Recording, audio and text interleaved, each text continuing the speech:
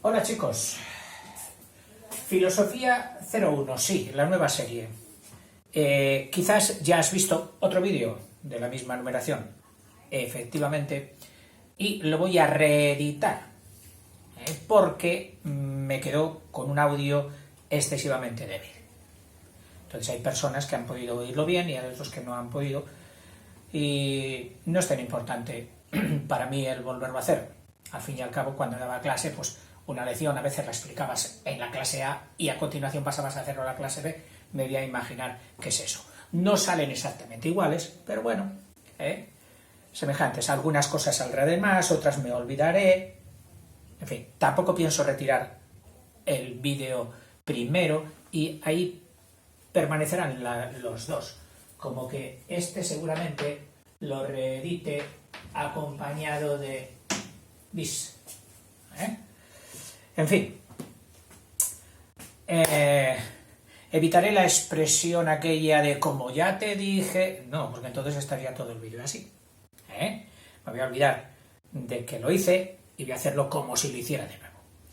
Sobre este librito, que es un poco chocante, un libro rescatado de una buhardilla, rescatado de un armario olvidado, por esas páginas web tan fenomenales que nos permiten encontrar libros antiguos, objetos antiguos, los ponen en ese mercado extraordinario mundial que abarca todo, y mediante una mensajería realmente barata y el coste también barato de estos libros te puedes hacer pues con cualquier cosa hoy. Es una gran suerte que se haya extendido el comercio de esa manera. El libro, pobrecico, está un poco marraneado, sobado. Las manos que lo cogieron no siempre estaban aseadas. Está quizás también golpeado, de haber sido transportado en aquellas carteras de los años 60, que fue cuando estuvo editado. Yo no estudié este exactamente, pero bueno, uno muy parecido. Y tengo que admitir que fue la asignatura que me rescató.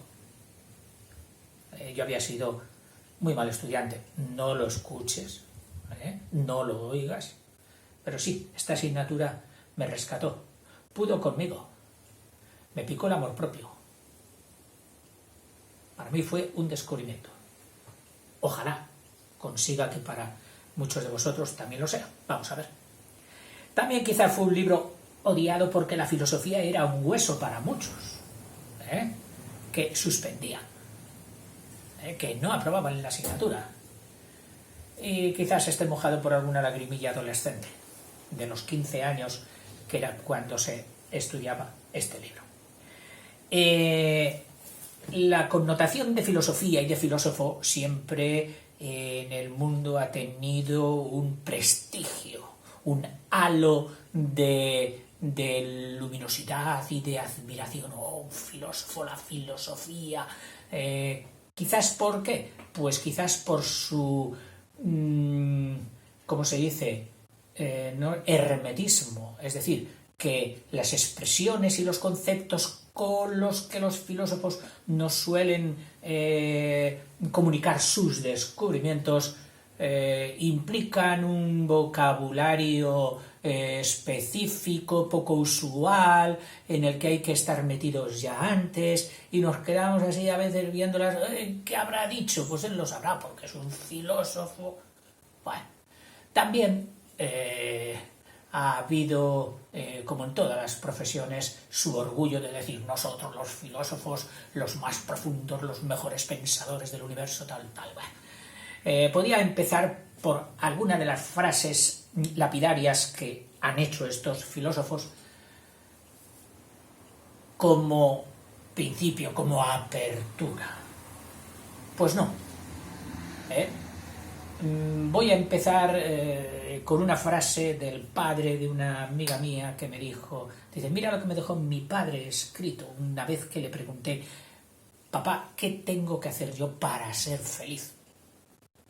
Y me dio unos cuantos de estos consejos que ella me los traspasó, y uno me sorprendió y dije, este lo voy a coger. Fíjate qué bonito. Dice, le decía su padre a esta niña de 11 años que tenía entonces, dice, no te envanezcas pensando que eres lo que sabes, porque también eres lo que no sabes. Me encantó. A veces vuelves tu mirada al interior y dices, oye, ¿qué sé esto? ¿Qué sé lo otro? Incluso observas que hay gente que no lo sabe y tiendes a envanecerte. Y dices, sé esto y esto y esto y esto y esto. ¡Wow! ¿Cuánto sé? Pero claro, el sabio, el que tiene el ansia de saber, que eso es lo que significa filosofía, lo veremos, no se queda aquí en lo que sabe. Sus antenas desplegadas, cuando él ha ido estudiando y comprendiendo esto, esas antenas le han descubierto, le han comunicado la existencia, que no el entendimiento, la existencia de muchísimos conocimientos más. Cuanta más potencia de antena tenga, tú sabes que recoges más campo. Bueno, pues estos filósofos, amantes de la sabiduría, extraordinarios, que desplegaron esas antenas maravillosas de una potencia captadora impresionante, han descubierto que el universo está lleno de conocimientos. Y entonces, ¿qué ha ocurrido? Que para poder abarcar todo en una pizarra o en una pantalla, han ido reduciéndolo de forma que esto, al reducir, se les ha quedado reducido a un insignificante punto que al verlo comparado con todo han dicho, ¿qué es lo que sé yo? Dice, nada, es un punto que no tiene ni extensión ni nada. Es infinitesimal. Por eso, esas frases de Sócrates, Sócrates, tú que eres el más sabio, dinos qué es lo que sabes. Y él, convencidísimo de lo que decía, decía, solo sé una cosa. ¿Cuál es esa? Será importantísima si lo dice Sócrates. Y dice que solo sabe una cosa. Dice, solo sé que no sé nada. Alguno, que quizás no la comprendió, se echaría a reír y diría, qué bromista que es Sócrates. Pues no, era la auténtica verdad. Solamente el sabio, el filósofo, de verdad, es capaz de llegar a este convencimiento. En cuanto tenemos un poquito más o un poquito menos de humildad y nos consideramos que sabemos, oye, que yo sé, ya es que no somos tan sabios, no digo como Sócrates, sino muchísima menos. De sabios no tenemos ni la S. Esa es la verdad. Por eso, preocúpate cuando te envanezcas de alguna manera por lo que sabes.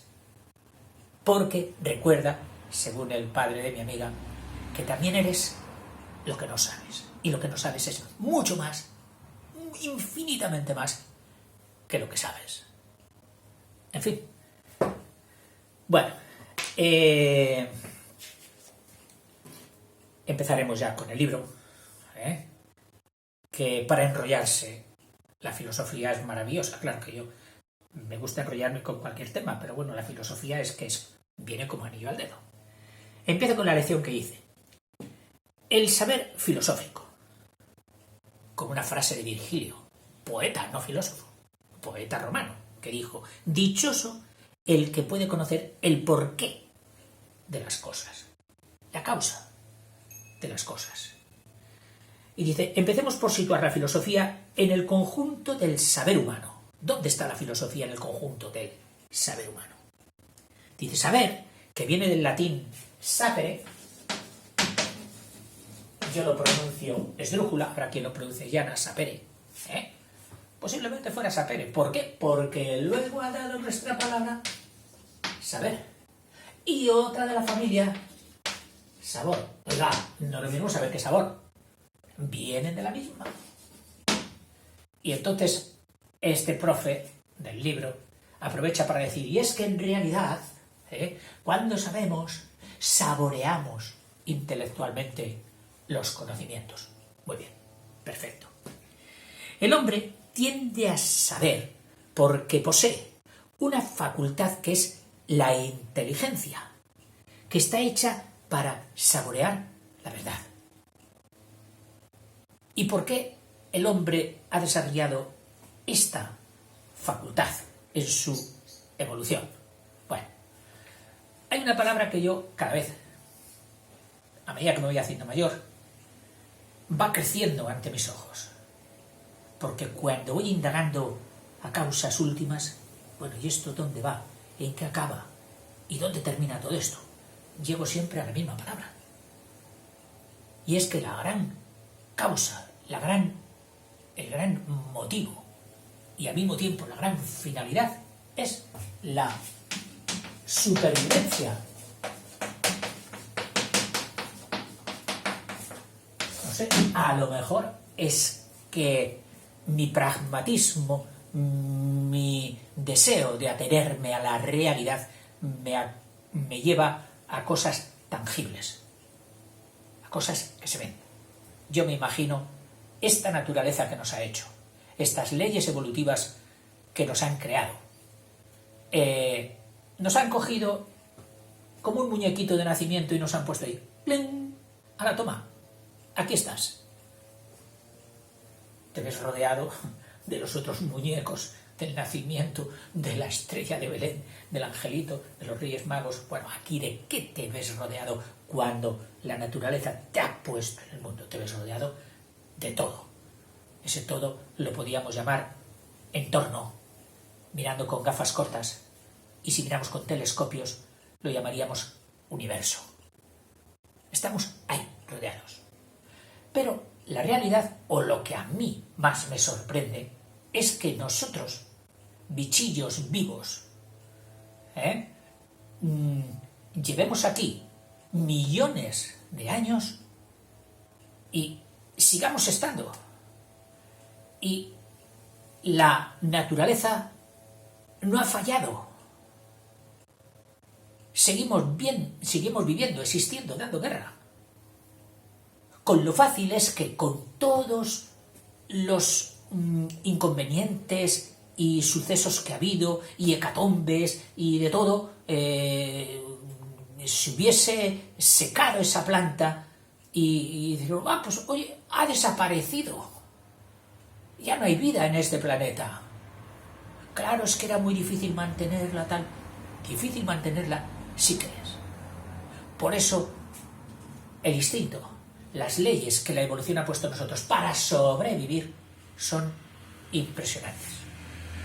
Y para que sobrevivamos, nos ha puesto las facultades o las herramientas precisas. Una de ellas, el auscultar, el mirar qué tengo, qué no tengo. Naces y ya, sin abrir los ojitos, ya buscas. ¿Qué buscas? Buscas relación. Buscas seguir con vida, sobrevivir. Y lo primero que nos ha puesto la naturaleza es el instinto de succión, de chupar, porque nos va la vida en ello. Y si la mamá nos metía el dedito, nosotros chupábamos el dedito. Y cuando nos metió el pezón de la teta, chupábamos y encontramos el alimento que nos iba a dar una secuencia, una prosecución. Entonces, luego el niño abre los ojitos, ya empieza a ver y empieza a grabar. Pam, pam, pam, pam. Y a medida que sus manitas empiezan a poder a tocar todo, y cuando gatea, todo lo coge, lo toca, lo somete a todos los sentidos, lo escucha, reacciona a lo que escucha, va a por ello, si puede, lo coge, lo estruja, mira su capacidad de resistencia, si es un papel, si se puede romper o no, ¿A qué sabe? Niño, no comas eso. Pero él, a probarlo. Es decir, todas sus antenas, que son los sentidos, los pone en marcha. El hombre ve el entorno, se admira y de su admiración empieza a colegir, a sacar consecuencias. ¿Para qué? Para facilitar su supervivencia. Platón, uno de los filósofos más impresionantes de la historia, decía, pero a ver, que te lo busco aquí. Bueno, ahora mismo no sé dónde está escrito, pero es una frase fácil, que dice, de la admiración nace el pensamiento. Algo que te admira, ahí va. Y entonces empiezas a plantearte. La admiración ya se ha dado. Y entonces empiezas. ¿Qué es? ¿Y por qué? ¿Y de dónde viene? ¿Y para qué es? Esas son las preguntas de que se ocupa la filosofía. ¿Y de qué cosas? De todas. Bueno, vamos a seguir. Dice que este saber, este conocer, que el hombre va labrando a base de la percepción por sus sentidos, tiene 3 estados o 3 fases. El primero lo llama, con bastante disgusto por mi parte, lo llama saber vulgar. Oiga, mire usted, vulgar sí, viene de vulgo y es del pueblo y no es nada despreciable. Pero es que usted lo dice en un sentido un poco despectivo, como diciendo ese saber no vale para nada, ese saber es el que tiene cualquier pardillo, cualquier tontaina. Ojo, yo no he querido poner ese saber, calificarlo de vulgar, y he buscado otra palabra que le he dado vueltas, y he llegado a la conclusión de que una palabra que le conviene podría ser la palabra, el saber, la palabra funcional. Es un saber funcional, es decir, oye, ¿tú qué sabes de esto? Yo sé cómo funciona, sí, yo sé cómo funciona. Pero, ¿sabes por qué? ¿Qué tiene por dentro? No, yo sé cómo funciona. ¿Y de qué lo sabes? Hombre, pues de haberlo visto cómo se hace y haberlo intentado yo y haberlo conseguido. Es decir, interviene mucho ahí en el saber funcional la experiencia.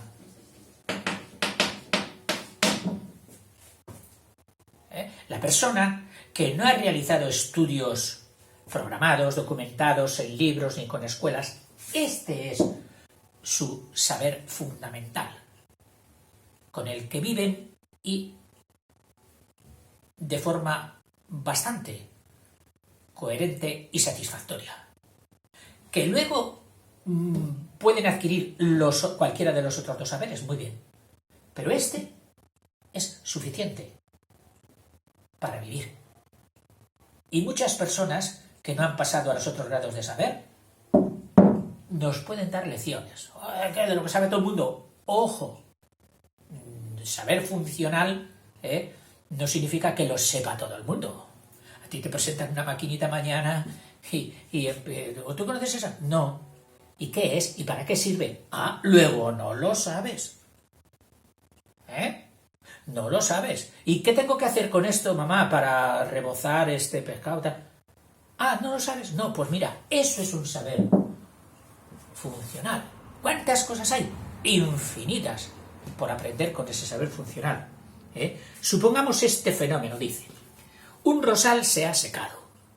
¿Qué sabe acerca de esto un campesino?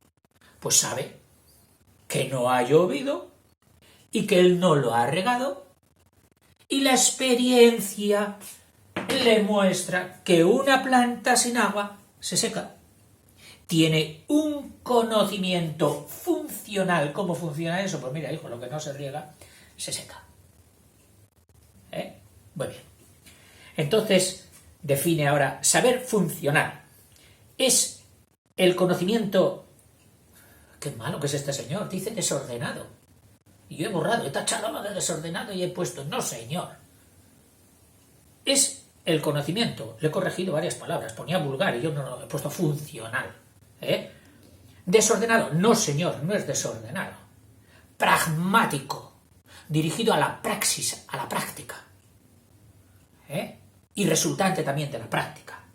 Basado en los sentidos y en la experiencia. En las vivencias. Te lo repito porque yo creo que a mí por lo menos esa definición me convence. Dice, saber funcional es el conocimiento pragmático, enderezado a la realización, basado en los sentidos y en la experiencia. Bueno, ese sería el primer saber. Segunda manera de saber. El saber científico. De este ya nos habla con mucha más prestancia, respeto, los científicos. ¿Qué tíos? ¿Cómo estudian? ¿Cómo investigan? ¿Qué máquinas tienen para investigar? Bueno, dice, sobre este mismo fenómeno, ¿qué sabe un ingeniero agrónomo que se ha pasado años y años estudiando la naturaleza, etcétera, el campo? Vale. Y sabe, y ahora nos pone aquí una pincelada del proceso científico de lo de la planta, dice, sabe que las sales que nutren la planta, no solo las sales, también el aire la nutre, pero bueno, no vamos a corregir ahora aquí a este profe de filosofía.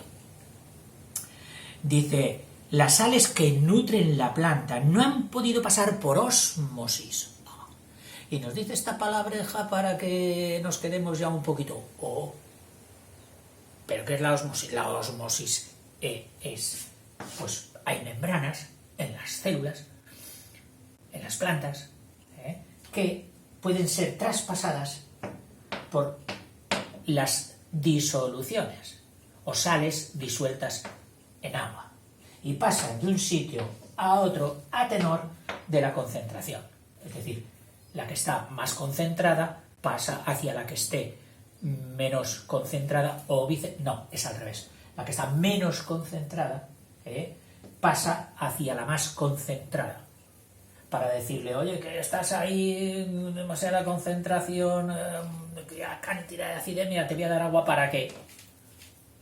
Y entonces le presta agua para que tengan las dos el mismo grado. Eso es el fenómeno de la osmosis. Pues bueno, es así. Dice, no ha podido pasar a las vellosidades de la raíz. Las vellosidades que son esas raíces tan finas, microscópicas, casi invisibles a nuestra vista. No es una vellosidad.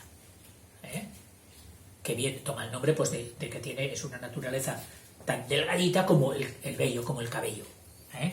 Dice, no han podido pasar del suelo a la raíz, porque necesitan esas sales estar disueltas en agua, y no ha habido agua. Es decir, el científico conoce la causa inmediata.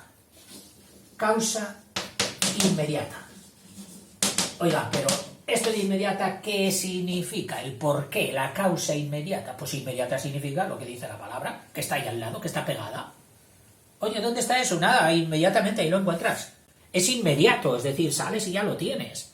Entonces, la causa inmediata es la que está en el mismo, en la misma cosa que investigas, y solo tienes que coger el microscopio, la balanza, la nariz para oler, el metro para pesar, el espectroscopio, el espectrómetro, en fin, cantidad de aparatos de medida, o bien sencillamente el escarpelo, el bisturí, y ahí logras el saber científico. Qué sé yo, la naturaleza de los átomos, de qué están hechos. Y el hombre sigue ahí, todavía no lo tiene sujeto, se le escapa. Los grandes estos ciclotrones y anillos impresionantes de varios kilómetros para acelerar partículas, hacer choques, encontrar radiaciones, encontrar nuevos átomos, y todavía no lo consigue. Saber científico. Y viene el tercero, el saber filosófico. Al filósofo no nos lo imaginamos con una bata blanca. No. Él no coge las causas inmediatas. Coge las causas más lejanas, más distantes. Él dice más profundas. O bien otros dicen más elevadas. Vale, sí, señor filósofo. Dese usted un poco de incienso que no va mal. Pero bueno, en fin. Dice, ordinariamente llamamos filósofo a la persona que le gusta pensar y profundizar en las causas de las cosas. Decía Jaime Balmes, uno de los filósofos de hace ya unos poquitos años, de un pueblo de Barcelona, de Vic, decía, donde hay un hombre que piensa sobre un objeto, inquiriendo, preguntando su naturaleza, sus causas, sus relaciones, su origen, su fin, el para qué. Dice, allá hay un filósofo. O sea, no busquéis filósofos en las cátedras, no. Si encuentras una persona que haga todo esto, dice, ahí tienes un filósofo. En el mismo fenómeno anterior, del rosal que se seca, el filósofo no se conforma con saber la causa inmediata. No. Busca las causas últimas, vamos a llamarlas. Últimas. No las que están al lado, las que están más allá y que por lo tanto una persona, si no se lo propone, no va a llegar allí. Podrá ver y adquirir el saber funcional, podrá ver y adquirir el sistema científico, pero si no hace un propósito y estudia deliberadamente sus causas últimas, no adquirirá el saber filosófico. Y dice, el rosal antes crecía, daba flores, tenía vida. El filósofo piensa, ¿cuál es la causa o era la causa de la vida? Un principio vital que lo animaba. Algo como en los seres conscientes llamamos alma y en los seres inanimados, que significa no con ánima, pero sí les reconocemos que tienen ese principio que da la vida, esa causa que da la vida. Esa es una de las causas últimas en las que se pregunta el filósofo. Y luego pasa enseguida, por contraste, al lado siguiente, el rosal se ha muerto, y dice, ¿y en qué consiste la muerte? ¿Qué ha pasado con ese principio vital que ha desaparecido? ¿Dónde ha ido? ¿Por qué se ha ido? ¿Por qué muere el rosal? Y entonces, aquí nos hace una definición también enmarcada, subrayada del saber filosófico. Dice, es el que pretende, quiere profundizar en el conocimiento de todas las cosas, llegando hasta sus causas más elevadas, dice él. Y he puesto profundas, bueno, distantes del alcance, tanto por elevadas como por profundas, y últimas. Es decir, no dejando nada, las últimas, hasta el final. Y claro, ahora se arrima el ascua a su sardina y dice, es la sabiduría humana por excelencia. Yo creo que no.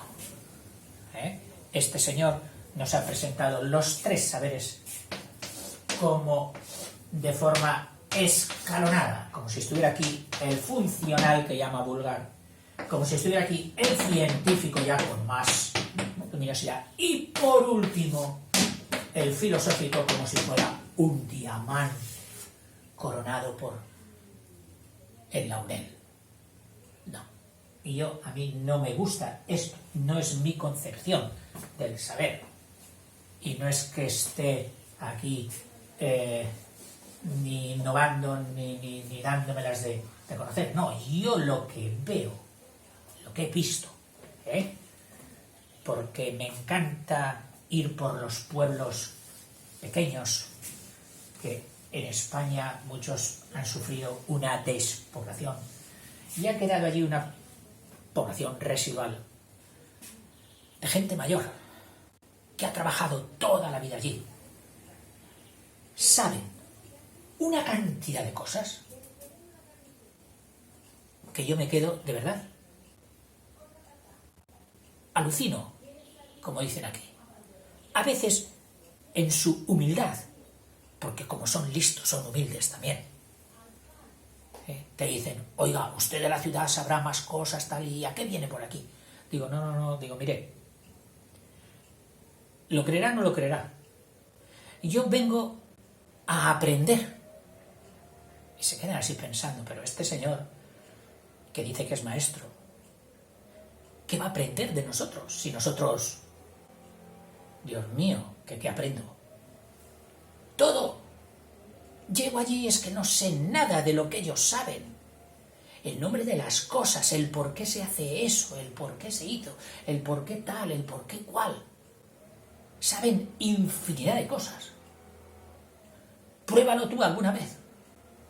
Habla con ellos. Interésate por sus cosas, te aseguro que es maravilloso mantener conversaciones con ellos.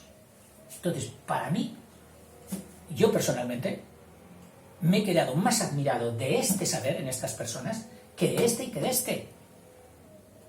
Este me ilusiona y me atrae muchísimo, ¿eh? Y este, como que era un hueso duro de roer, no le he dedicado tantas horas, la verdad. Hago caso un poquito del prestigio que intelectualmente tiene y no me pongo a negarlo. Lo reconozco también.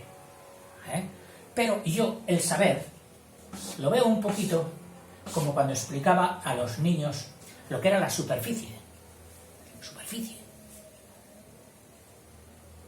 Y luego decíamos, ¿cómo atrapar un trozo de superficie?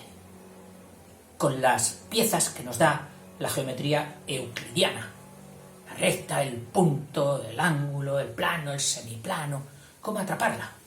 Resultaba que decíamos, mira, si en un plano gigante tú haces una línea, la superficie no queda atrapada, queda suelta por aquí en dos semiplanos. Que tú haces dos semirrectas, es decir, que empiezan aquí pero van hasta el infinito, ambas, y te voy a coger la superficie que está entre ellas, que eso es un ángulo.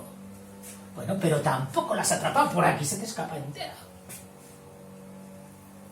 Para atrapar una porción limitada, es decir, ponerle límites, son necesarias 3 segmentos, o la intersección que diría alguno de 3 ángulos. Plin, plin, plin.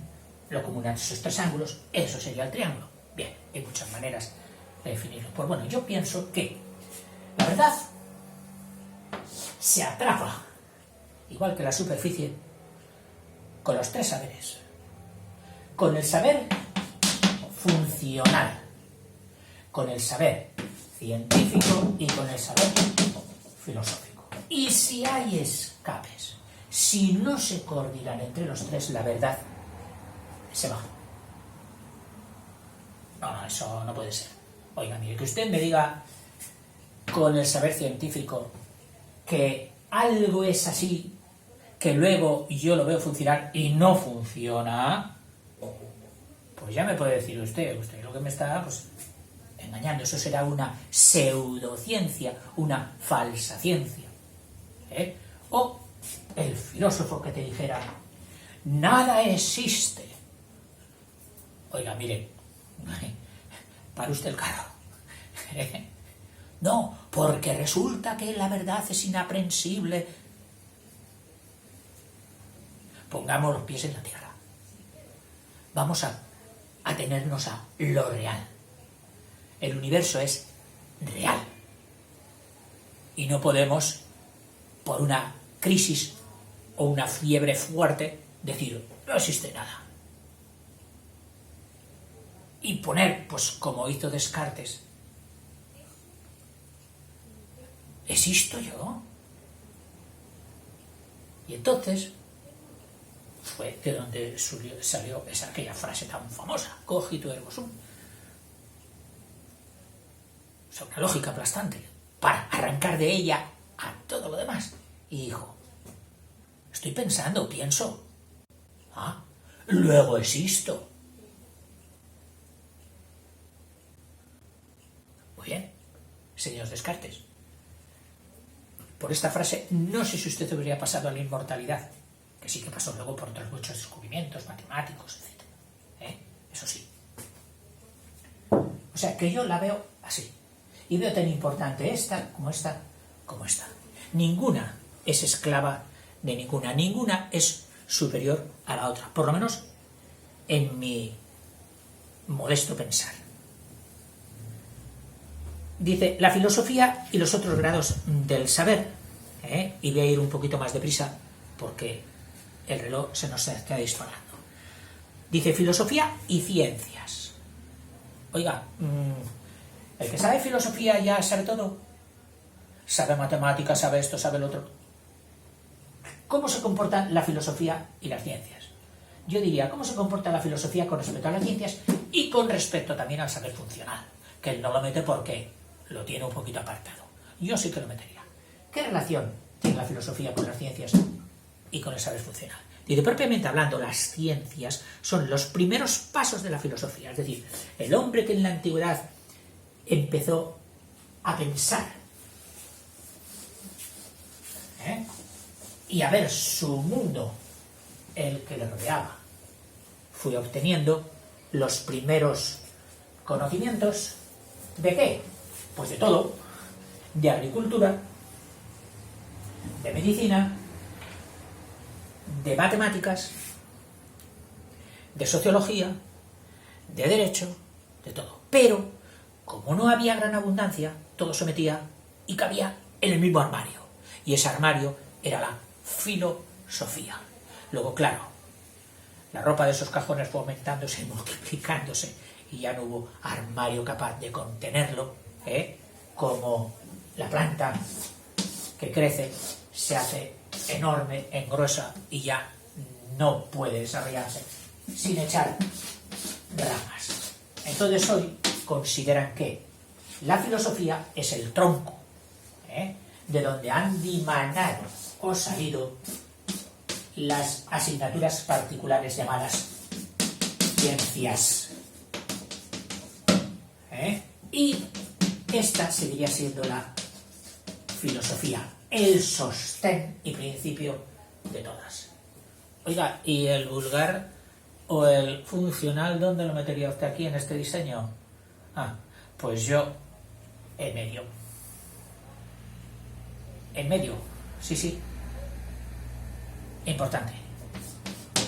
El funcional, que implica la experiencia, que implica la captación por los sentidos. Y sin eso no hay nada.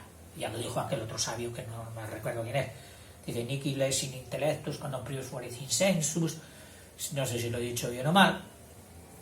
Que significaba, nada está en el entendimiento que no haya sido antes introducido por los sentidos.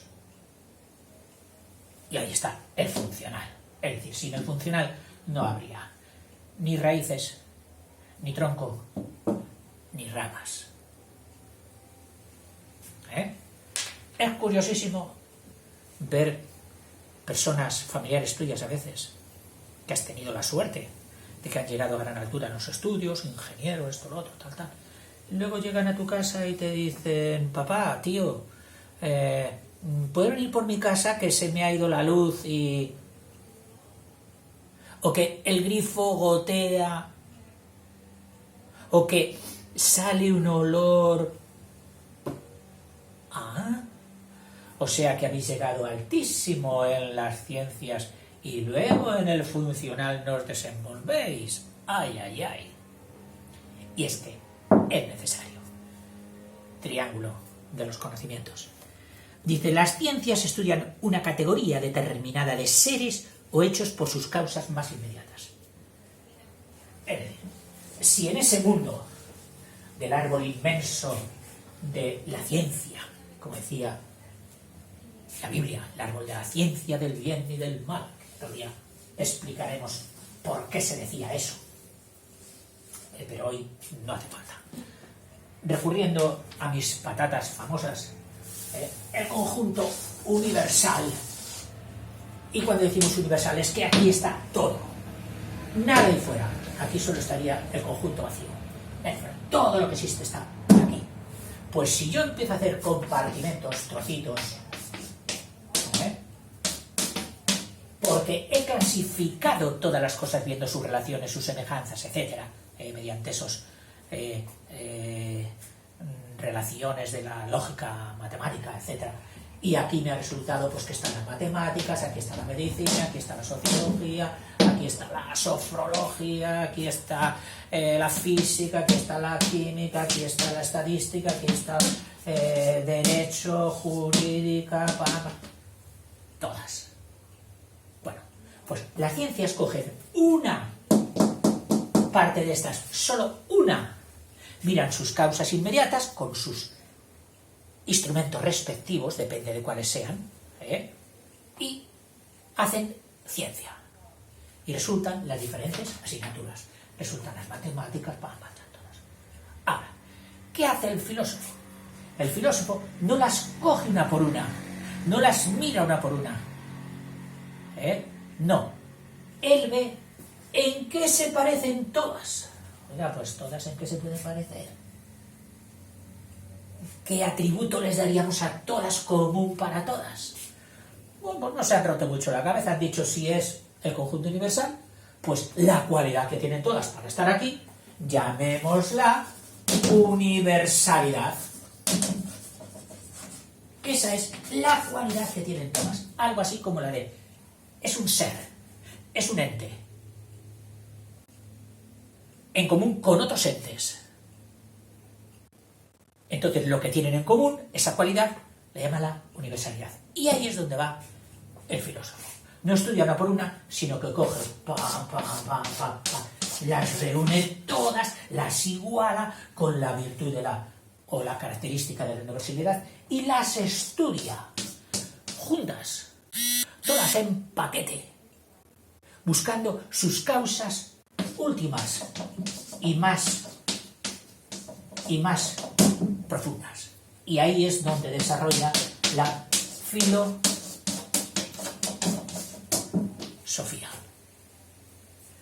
La filosofía profundiza en el conocimiento de la universalidad de todas las cosas, hasta sus causas más profundas y últimas.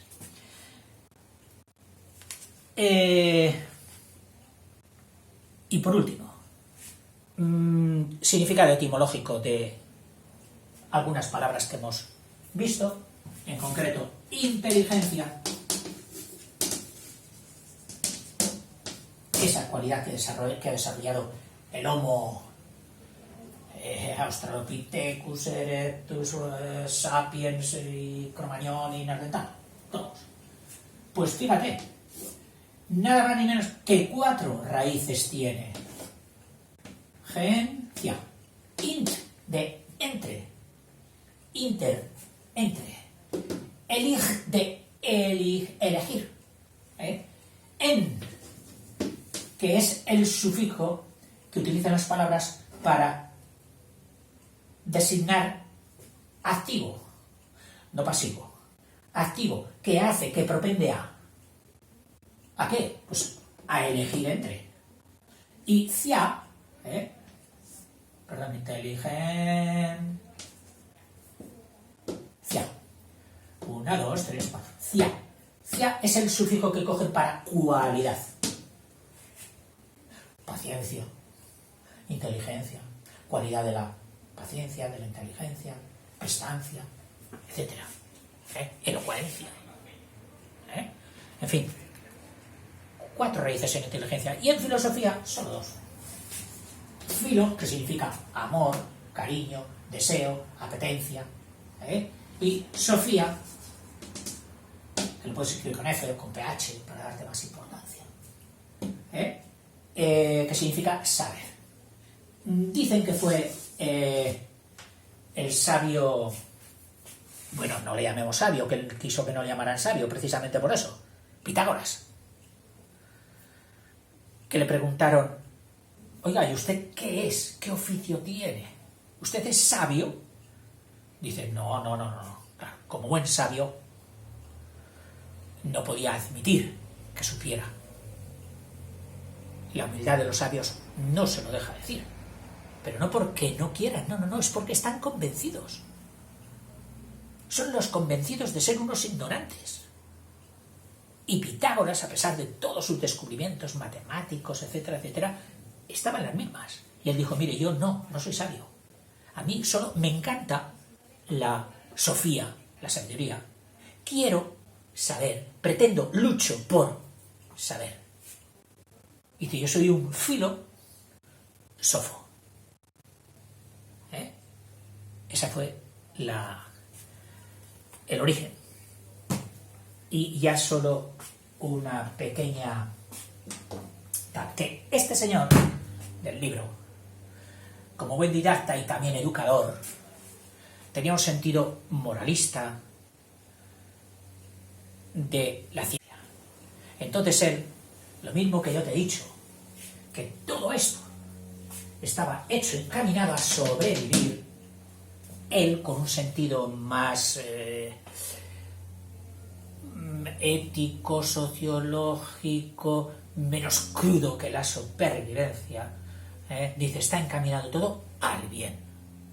Es decir, ¿cuál es la finalidad del saber? De todo saber, de la filosofía, es la práctica del bien. Vamos, niños, tenéis que ser buenos. Y dice que el alma puede tener dos enfermedades, tendría. Una sería la ignorancia y otra sería la malicia. Y dice que la filosofía nos puede curar de las dos enfermedades, de la ignorancia y de la malicia, mediante la finalidad de hacer el bien. Que yo lo veo correctísimo. No hay que coger el saber solo en su aspecto diletante. ¡Uy, cómo me divierto pensando esto, sabiendo esto, y qué bien me lo paso leyendo libros tal! No. Hay que pasar a la praxis. Hay que pasar a la realización, a poner en práctica esos conocimientos. ¿Y qué mejor manera de ponerlos en práctica que haciendo el bien? Y tú sabes muy bien qué es hacer el bien. Bueno, hasta luego y perdón por el rollo.